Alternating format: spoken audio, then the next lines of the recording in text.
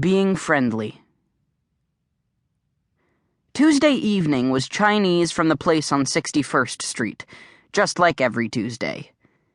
When Bernard rang up from downstairs to let us know the delivery man was in the elevator, Mom gave me 2 20s from her purse.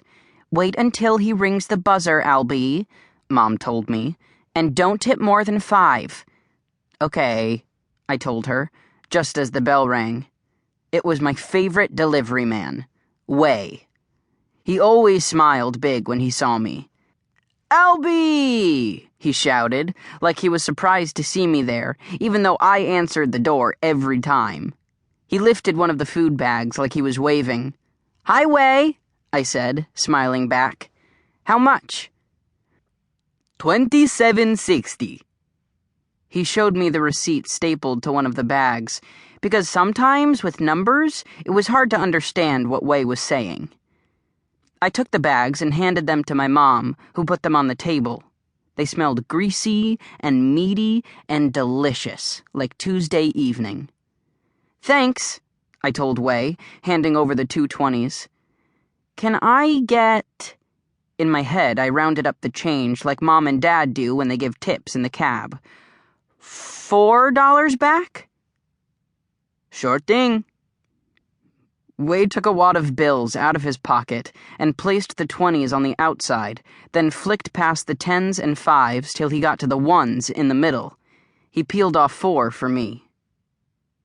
"Here you go, Albie." Wei handed over the bills. "Shishi." At least that's what it sounded like he said. I raised an eyebrow at him. "Thank you," he explained. "How do you say thank you in Korean?" I looked at Mom. Sometimes people think I know Korean because I'm half, but I only know hello and a couple foods. Mom spoke it with her grandparents, but I don't think she likes to anymore. Mom was busy setting the food out on plates, so she couldn't tell me how to say thank you to Wei in Korean. "I'll tell you next time," I said. He winked. "Bye then," he said. "Shishi," I answered, and I closed the door. Dad snapped shut his laptop and got up from the couch as I handed Mom the change. "Oh, Albie," Mom said, looking at the $4. "I said don't tip more than 5. "I didn't," I started to say. "I just rounded up the change." But before I could tell her that, Dad put a hand on my shoulder. "He was just being friendly, weren't you, Albie?" He looked at Mom, still staring at the 4 1s. "It's just a few dollars." That's when I started to get the feeling in my brain I sometimes got, when something that was clear before all of a sudden turned fuzzy. I sat down, and Mom scooped some rice onto my plate, with kung pao and an egg roll. $27.60. I put the number in my brain and tried to keep it there while I chewed my egg roll. $27.60. I'd started with $40, and I gave Mom 4.